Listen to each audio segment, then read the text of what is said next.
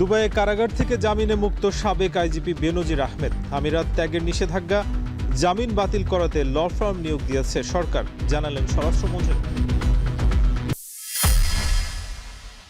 জুলাই ঐক্য ভাঙার জন্য বিএনপি দায়ী, ফ্যাসিস্ট হয়ে উঠছে দলটি, অভিযোগ বিরোধী দলের।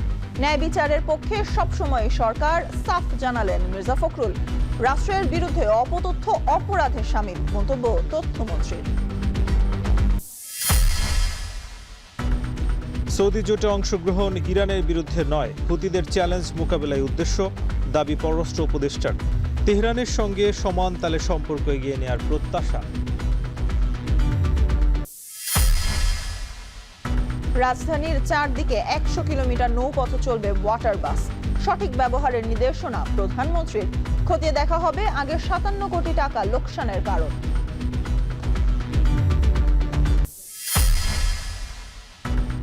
প্রায় ২ সপ্তাহ কাটেনি গ্যাস সংকট। আয়ের টান রাইড শেয়ারিং অ্যাপ ভিত্তিক যানবাহন চালকদের। এখনই টেকসই সমাধানের পথ দেখছেন না বিশেষজ্ঞরা। ৭০ টাকা বাড়ল ১২ কেজি এলপিজি সিলিন্ডারের দাম।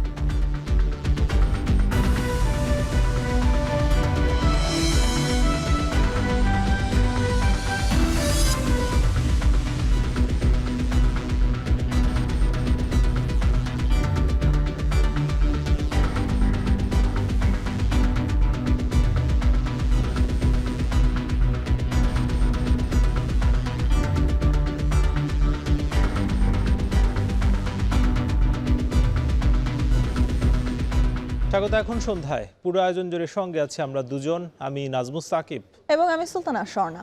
দুবাইয়ে শর্ত সাপেক্ষে জামিন পেয়েছেন সাবেক আইজিপি বেনজির আহমেদ।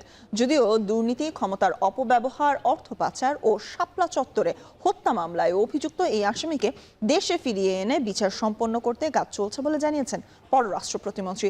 বেনজিরের বিষয়ে আমিরাত সরকারের চাওয়া নথিপত্র এরই মধ্যে পাঠানো হয়েছে বলেও জানান তিনি। কামরুল হাসান জনি জানাচ্ছেন বিস্তারিত।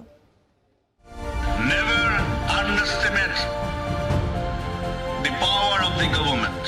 দুর্নীতি, ক্ষমতার অপব্যবহার ও শাপলা চত্বর হত্যাকাণ্ডে অভিযুক্ত আসামি আলোচিত আইজিপি বেনজির আহমেদ। গত ১২ জুন তাকে গ্রেপ্তারের বিষয়টি বাংলাদেশকে অবহিত করে দুবাই পুলিশ।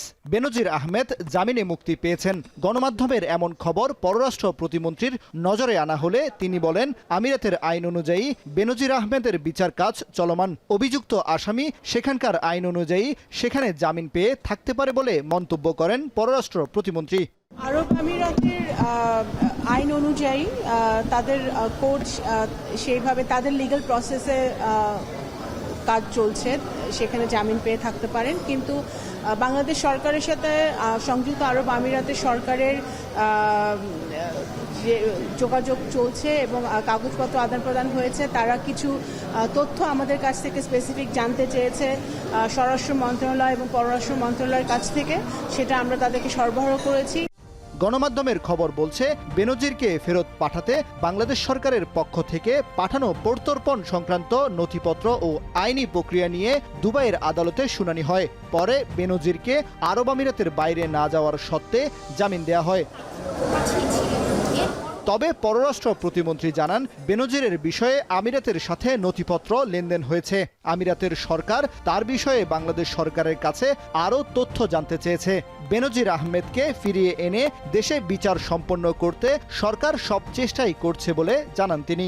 সংযুক্ত আরব আমিরাতের আইন অনুযায়ী তারা ব্যবস্থা নিচ্ছে, সেটা অবশ্যই আমাদের সরকার তাদের সাথে কথা বলবে, আমাদের হোম মিনিস্ট্রি তাদের সাথে কথা বলে পরবর্তী কি পদক্ষেপ আমরা নিতে পারি সেটা আমরা সিদ্ধান্ত নেব।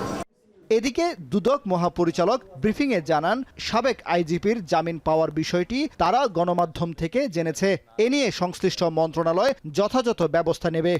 আপনারা যেমন মিডিয়াতে পত্রপত্রিকায় জানছেন, আমরাও জানছি। এইটার আইনি যে পদক্ষেপগুলি নেওয়া দরকার সংশ্লিষ্ট বিভাগ নিশ্চয়ই নেবে। আমাদের যে কিছু আইনি পদক্ষেপ যখন ক্রস বর্ডার ইনকোয়ারি হয়, আমাদের এখানে সেন্ট্রাল অথরিটি হলো আপনার হোম মিনিস্ট্রি।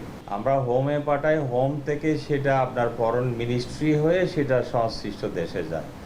তো এখন আইনগত যে বিষয়গুলি আছে নিশ্চয়ই সবাই মিলে আমরা খতিয়ে দেখব।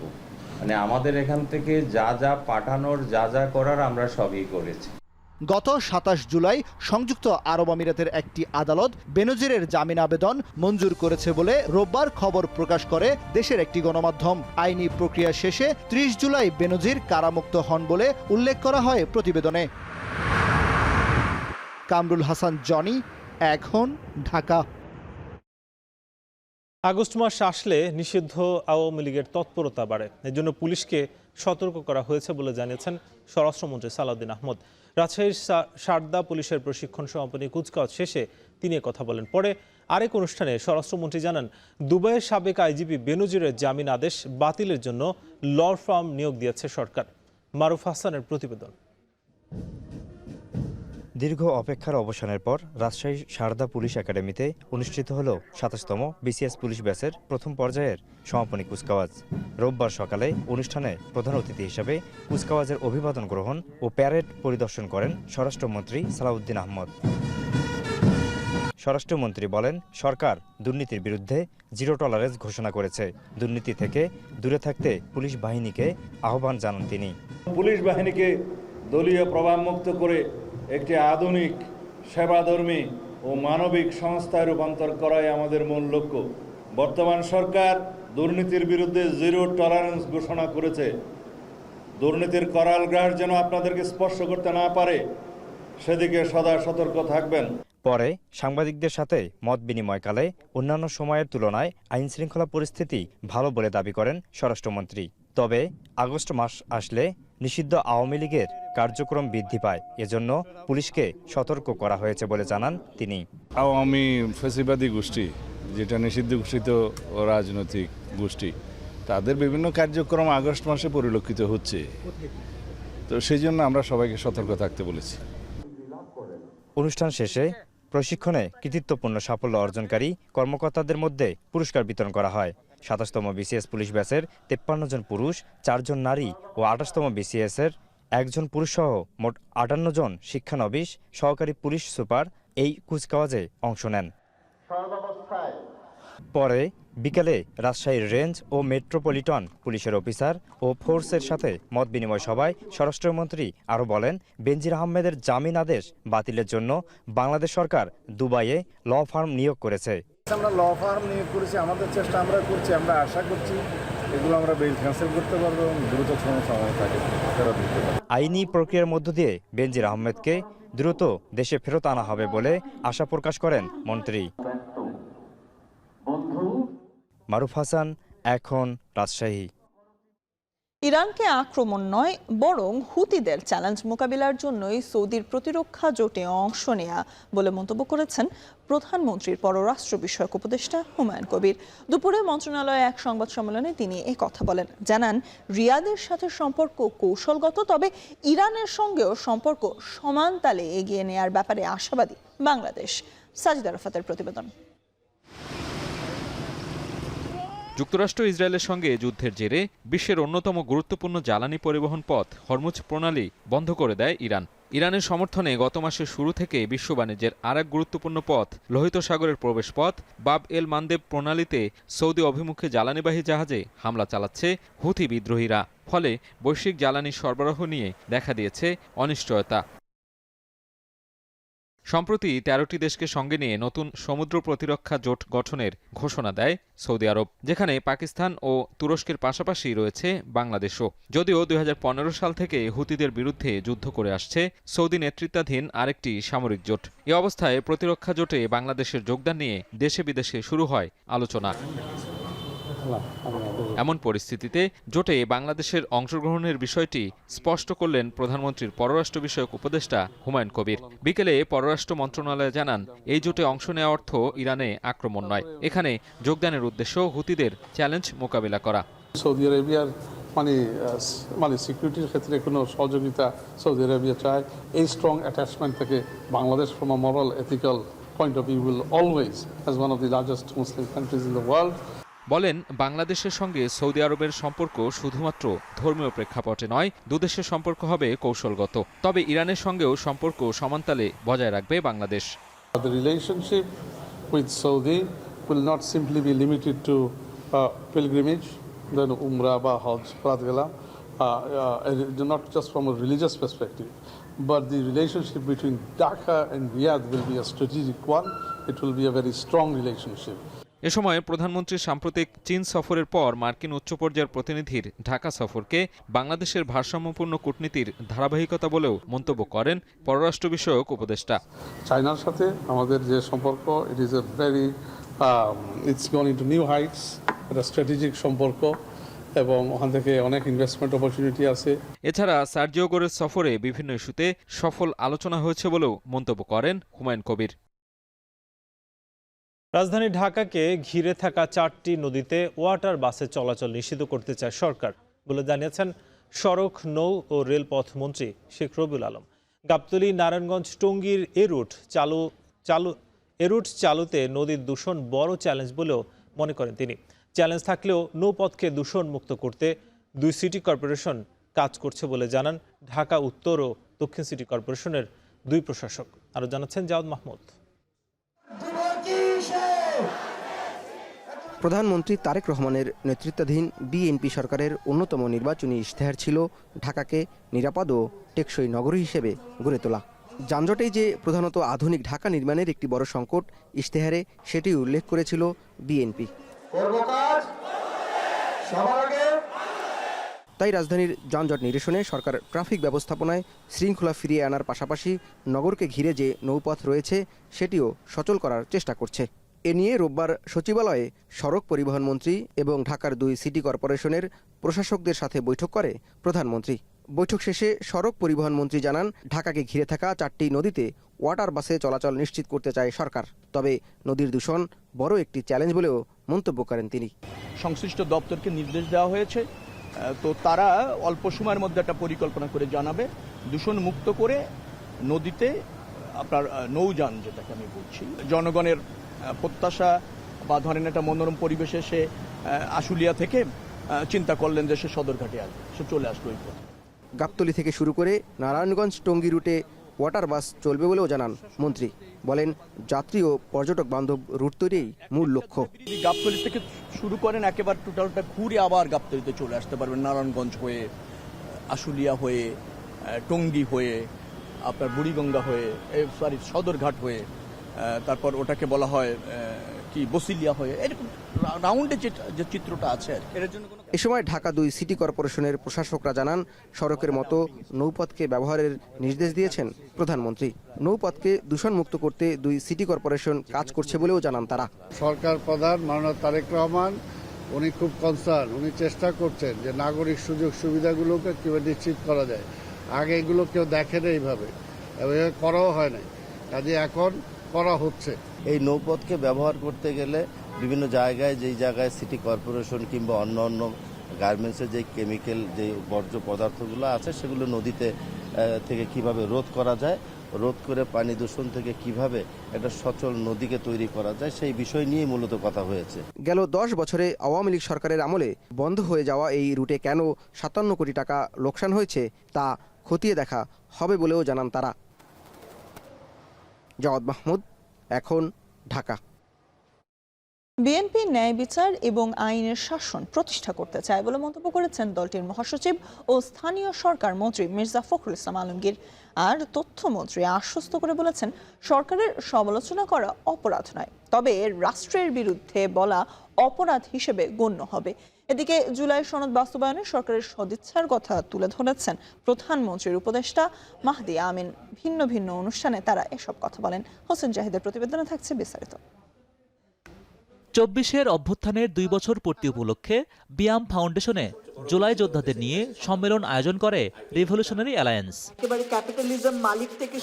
সম্মেলনে অংশ নেওয়া জুলাই যোদ্ধাদের উদ্দেশ্যে প্রধানমন্ত্রীর উপদেষ্টা মাহদি আমিন বলেন, জুলাইয়ের আবেগ ও দাবির প্রতি শ্রদ্ধাশীল সরকার।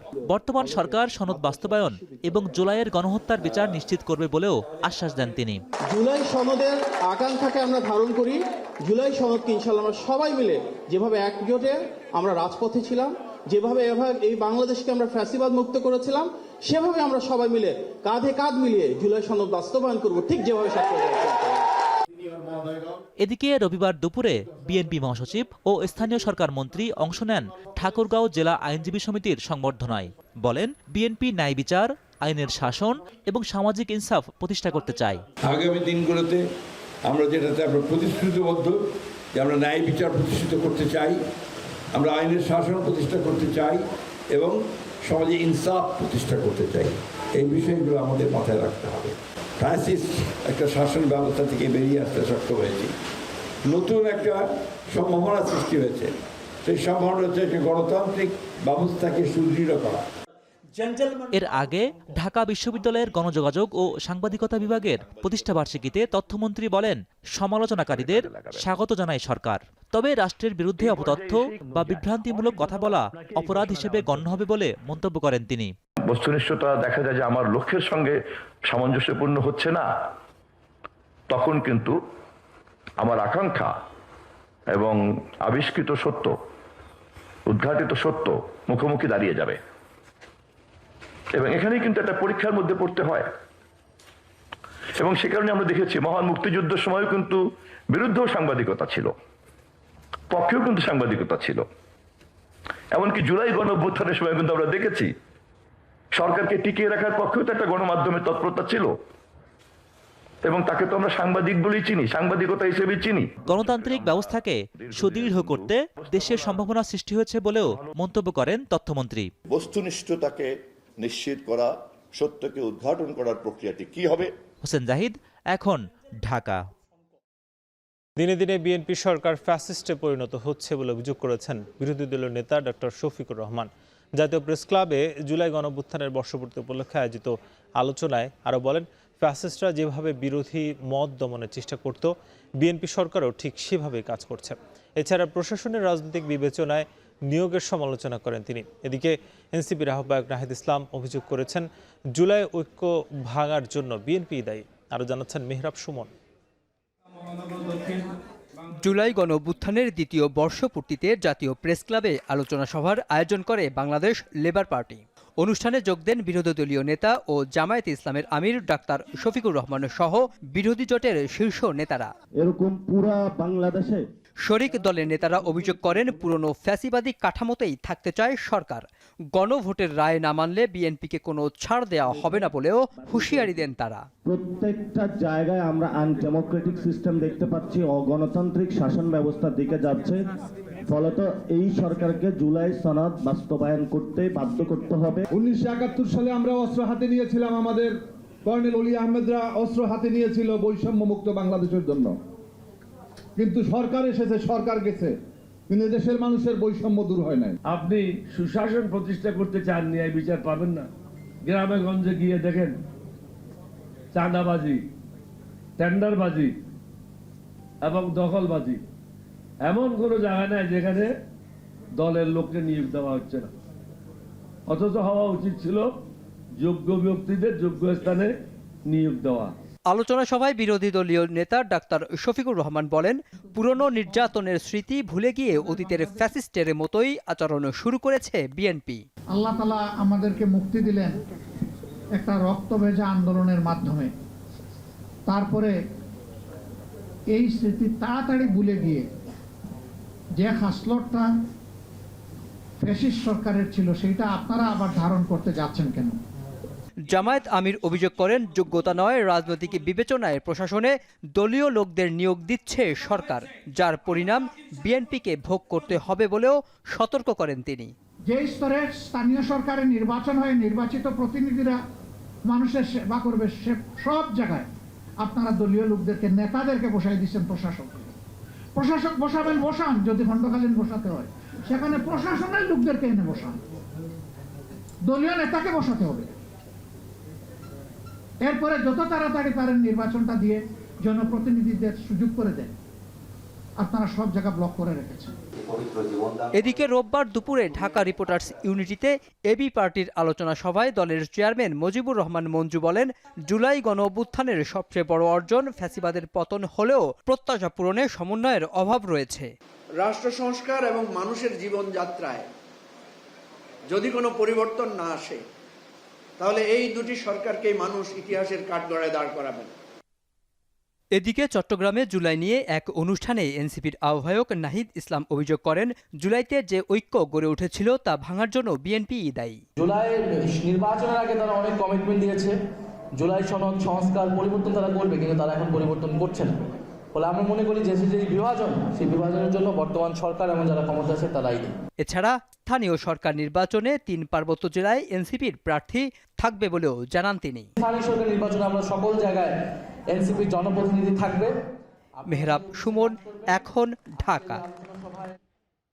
জুলাই গণ অভ্যুত্থানে রাজধানীর যাত্রাবাড়িতে সংঘটিত গণহত্যার বিচার গুরুত্বের সঙ্গে এগিয়ে নিচ্ছে ট্রাইব্যুনাল। প্রাথমিক তালিকায় জুলাই আন্দোলনের অন্যতম স্পট যাত্রাবাড়িতেই অন্তত ৮৫ জনকে হত্যার তথ্য ও প্রমাণ মিলেছে বলে জানিয়েছেন চিফ প্রসিকিউটর আমিনুল ইসলাম।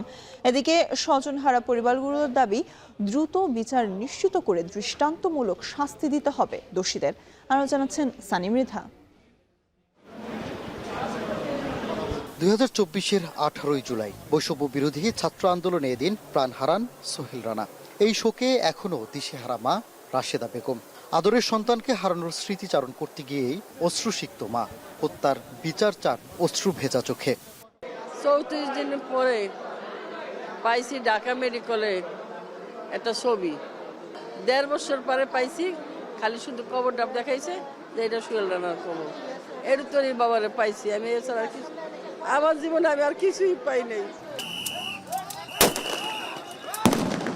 জুলাই অভ্যুত্থানে ফ্যাসিস্ট সরকারের পতনে বড় ভূমিকা রাখে আন্দোলনের অন্যতম স্পট যাত্রাবাড়ি। শিক্ষার্থী ও সাধারণ মানুষের দুর্বার প্রতিরোধে অচল হয় ঢাকা চট্টগ্রাম যোগাযোগের লাইফলাইন মহাসড়ক। আইন শৃঙ্খলা বাহিনীর মুহুর্মুহু গুলিও থামাতে পারেনি আন্দোলনকারীদের। বেলা 2:30 বাজে গুলি খাইছে, বিকাল 5টা বাজে ছাত্ররা ওরে মনে করেন রেস্কিউ করছে, ওরা মেডিকেলে নিছে, ওরা ভাবছে যে মারা গেছে, নিয়ে দেখে আমার ভাই আছে, তখন মানে হাতে ব্যান্ডেজ করছে, ব্লাডটা বন্ধ করছে। এরপরে সন্ধ্যা 7টা বাজে ভাই মারা গেছে মুগদা মেডিকেলে। ফোন করে পরে আমার ছেলে বউ বলতেছে, আব্বু সামনে তো বাসা আনছিল, বাসা আনার পরে এখন লয়ে গেছে, কই নিচে আমি করতে পারি না। রোববার যাত্রাবাড়িতে স্বজন হারানো পরিবারগুলোকে নিয়ে গণর শুনানি করে ট্রাইব্যুনালের চিফ প্রসিকিউটর কার্যালয়। এই অঞ্চলে প্রাথমিকভাবে ৭৫ জনের বেশি নিহতের তথ্যের কথা জানান চিফ প্রসিকিউটর। তবে এই সংখ্যা আরও বাড়তে পারে। আমরা যে পরিসংখ্যান পেয়েছি ওখানে আমরা প্রায় ৭৫ জনের বেশি মানুষ এখানে শহীদ হয়েছে। অন্তত শুধু 5ই আগস্টেই প্রায় 50 থেকে 55 জন মানুষ শুধু 5ই আগস্টেই তাদেরকে নির্বিচারে গুলি করে হত্যা করা হয়েছে। যাত্রাবাড়ি হত্যাকাণ্ডে প্রসিকিউশন সর্বোচ্চ গুরুত্ব দিয়ে দেখছে বলে আশ্বস্ত করেন চিফ প্রসিকিউটর। বলেন, মামলা দ্রুত নিষ্পত্তির জন্য অগ্রাধিকার ভিত্তিতে কাজ করছে ট্রাইব্যুনাল। এই জুলাই আন্দোলনের মধ্যে যাত্রাবাড়িতে যে মানবতা বিরোধী অপরাধ সংঘটিত হয়েছে সেইটিকে আমরা প্রায়োরিটি বেসিসে দ্রুততার সাথে সমস্ত ঘটনার মামলার ইনভেস্টিগেশন আমরা শেষ করব। যাত্রাবাড়ি হত্যাকাণ্ডের মামলাগুলোর মধ্যে এখন পর্যন্ত কেবল তাইমুম ভূঁইয়ার হত্যা মামলার বিচার কাজ শেষ পর্যায়ে রয়েছে। আমার তদন্ত কাজ শেষ হয়ে গেছে। সানি মৃধা, এখন, ঢাকা। গ্যাস সংকটে রাজধানী জুড়ে ফিলিং স্টেশনগুলোতে স্থবির গণপরিবহন ও ব্যক্তিগত যানবাহনের চাকা। পাম্পের দীর্ঘ লাইনে ঘন্টার পর ঘন্টা আটকে থাকায় আয়ের মারাত্মক ক্ষতির মুখে পড়েছেন উবার ও পাঠাওয়ের মতো রাইড শেয়ারিং অ্যাপের সিএনজি চালিত গাড়ির চালকরা। এছাড়া গ্যাস না থাকায় অনেক এলাকায় চুলাগুলোতেও জ্বলছে না আগুন। আরও জানাচ্ছেন ইমদাদুল আজাদ।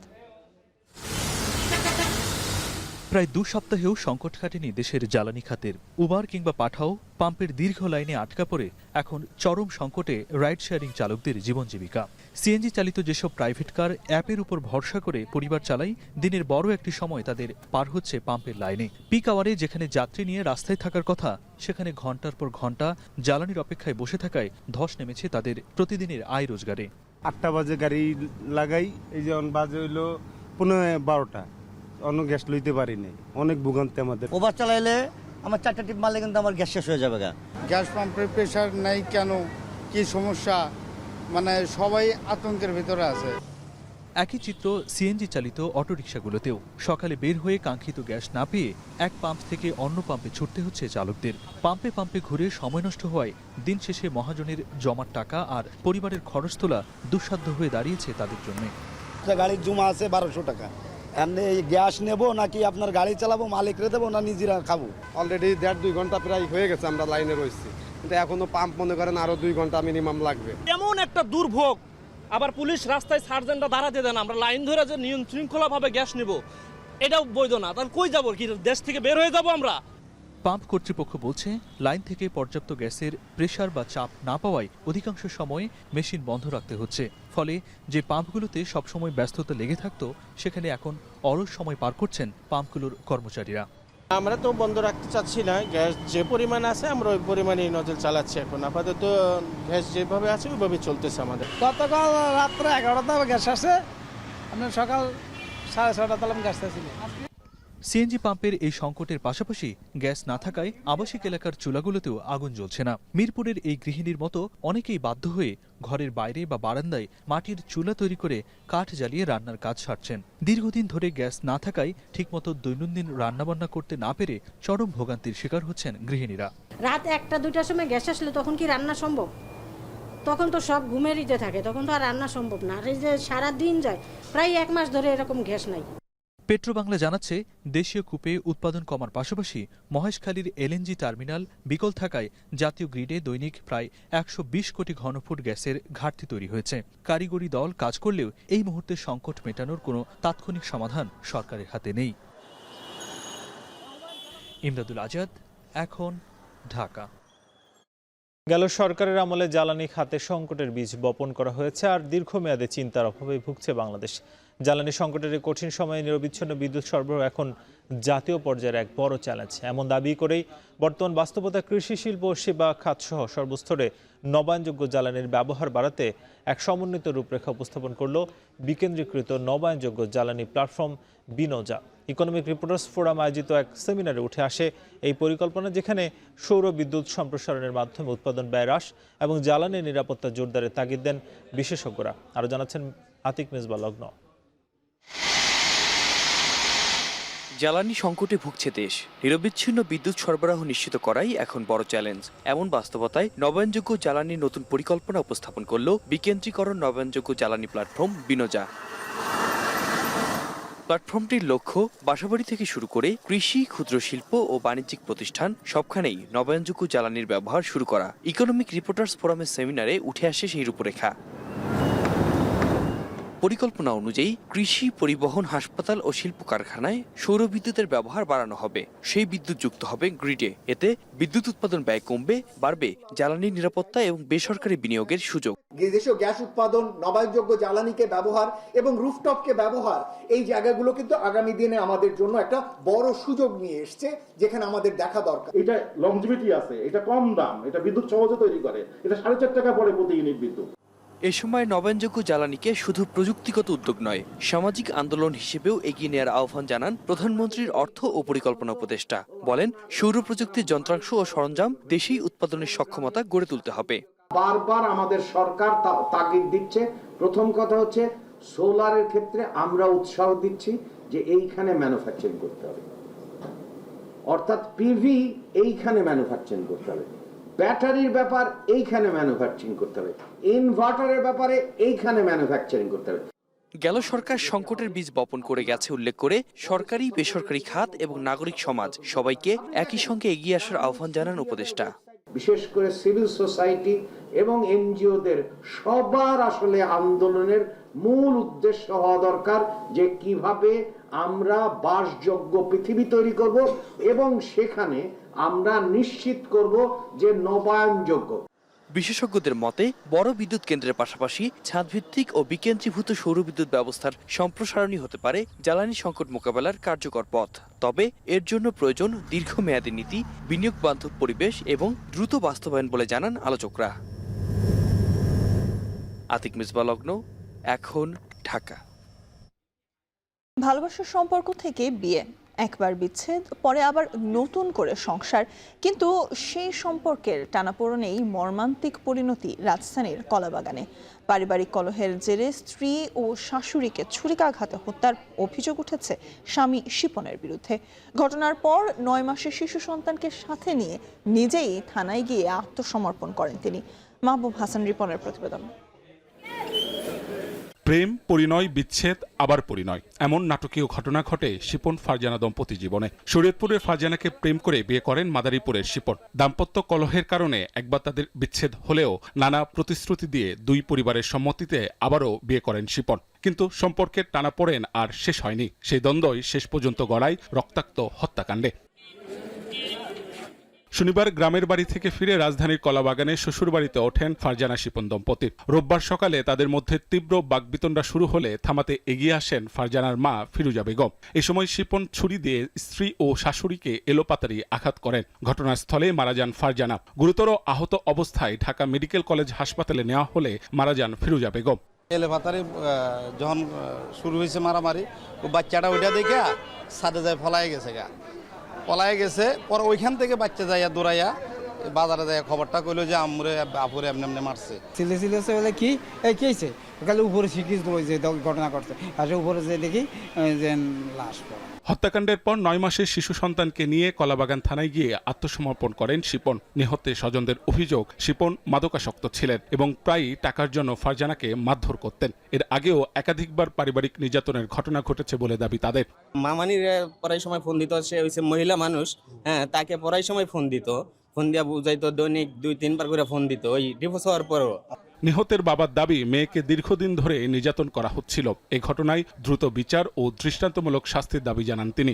বিচার, আমার তো ফ্যামিলি ধ্বংস সব শেষ। আমার একটা নাতি আছে 1 বছর 2 মাস, আমার পোলা ছোট একটা আছে, আমার ছেলে আছে একটা ছোট। আমার ফ্যামিলি শেষ করে আমি হচ্ছে ওর প্রকাশ্যে ফাঁসি চাই। পুলিশ বলছে ঘটনার প্রকৃত কারণ জানতে তদন্ত চলছে।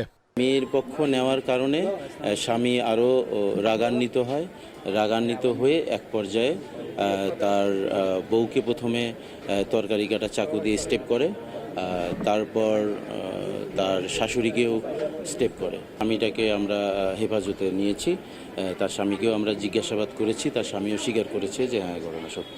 অভিযুক্তের বিরুদ্ধে আইনগত ব্যবস্থা নেওয়া হবে। মাহবুব হাসান রিপন, এখন, ঢাকা। চট্টগ্রামের শীর্ষ সন্ত্রাসী ডেভিড ইমন সহ তার সহযোগীদের 10 দিনের রিমান্ড মঞ্জুর করেছেন আদালত।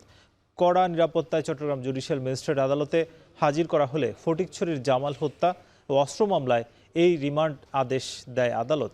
এর আগে এই দুটি মামলায় তার বিরুদ্ধে 7 দিন করে 14 দিনের রিমান্ড আবেদন করেছিল পুলিশ। এছাড়া হাটহাজারীতে বিদেশি নাম্বার ব্যবহার করে চাঁদা দাবির অপরাধে তাকে শোন অ্যারেস্ট দেখানোর আদেশ দেয় জুডিশিয়াল ম্যাজিস্ট্রেট দ্বিতীয় আদালত।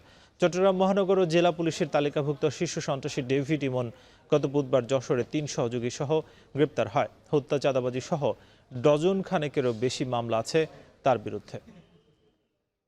ফটিকছড়ির যে দুটি মামলা, এর মধ্যে অস্ত্র মামলায় ডেভিড ইমন সহ তার সহযোগী যারা আছেন 4 জন, তাদেরকে 5 দিনের রিমান্ড বিজ্ঞ আদালত মঞ্জুর করেছেন। ফটিকছড়ি থানার একটি হত্যা মামলায় আসামি মোবারক হোসেন প্রকাশ ইমন, প্রকাশ ডেভিড ইমনকে একই আদালত আলাদাভাবে আরও 5 দিনের রিমান্ড মঞ্জুর করেছেন।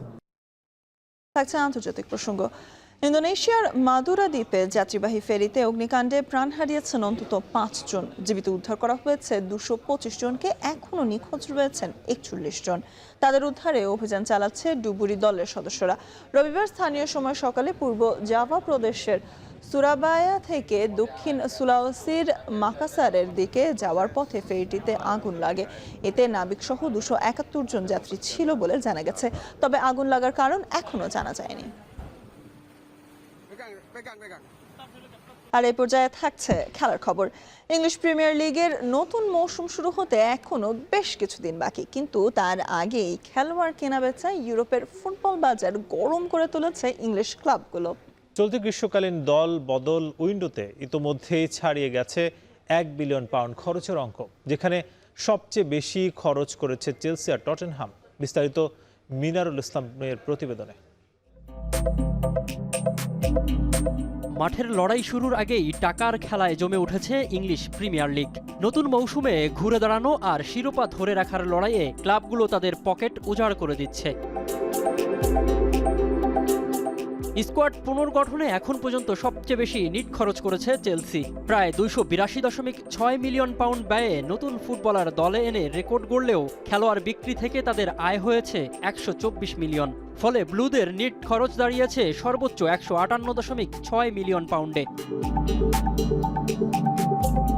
খরচের বিচারে চেলসির ঘাড়েই নিঃশ্বাস ফেলছে Tottenham Hotspur. Sandro Tonali, Mateus Fernandes কিংবা ভ্যান হ্যাকের মতো তারকাদের পেছনে 229.5 মিলিয়ন পাউন্ড ঢেলে স্পার্সদের নেট স্পেন্ড দাঁড়িয়েছে প্রায় 149.7 মিলিয়ন পাউন্ডে। এদিকে চলতি দলবদলের উইন্ডোতে একক কোনো ফুটবলারের জন্য সবচেয়ে বড় অঙ্কের সাইনিং করিয়েছে ম্যানচেস্টার সিটি।